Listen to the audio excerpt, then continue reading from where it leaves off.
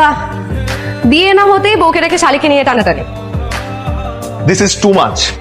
আমি তোমাদেরকে কতবার বলেছি তোমাদের দুজনকে আমি ডিফারেন্সিয়েট করতে পারি না। এই ফাইজলামের মানে কি? বারে একটা মাত্র দুলা ভাই, আমি একটু রসিকতা করবো না? না, করবা না। দেখো, তোমাদেরকে আমি অনেকবার বলেছি যে তোমরা স্পেসিফিকলি কিছু জিনিস আলাদা করবা। যেমন হয় কপালে বাচ্চাদের মতো একটা টিপ দিবা, অথবা গালে একটা আর্টিফিশিয়াল তিল দিবা, তাহলে তো চিনতে পারবো। দুলা ভাই দেখি সিরিয়াস হয়ে গেছে। আচ্ছা সরি দুলা ভাই। তাহলে সিরিয়াস হবো না? তোমরা দুজন মিলে আমার ক্যারেক্টার হুমকির মুখে ফেলে দিচ্ছ। আচ্ছা হইছে, এখন চলো চলো তো।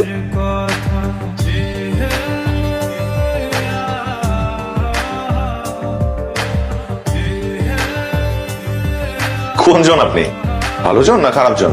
আপনিই বলেন, আমি ভালো জন না খারাপ জন? এই প্রশ্ন আমাকে করবেন না প্লিজ। এই মিস্ট্রি কেউ সলভ করতে পারবে না। It's very confusing. আমিও অনেক কনফিউজড। কেন তুমি কনফিউজ কেন? মানে আমি তো জানতাম ডক্টরদের আইকিউ অনেক ভালো হয়, ডক্টররা অনেক পড়াশোনা করে, তো আপনি তো এটা ইজিলি বলতে পারার কথা না যে আমি ভালো জন না খারাপ জন। এখন তো মনে হচ্ছে আপনি নকল করে পাস করছেন। জি না ম্যাডাম, আমি নকল করে পাশ করিনি। আমি মানবদেহের অভ্যন্তরীণ জিনিসটা পড়াশোনা করেছি, বাহ্যিক বিষয় আমার কোনো আগ্রহ নেই।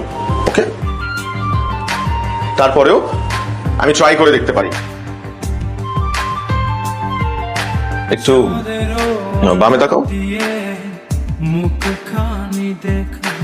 একটু ডানে, একটু উপরে, একটু নিচে। আচ্ছা, তিল নাই, একটা জন্মদাগ নাই, চিনবো কি করে? চিনতে পেরেছি।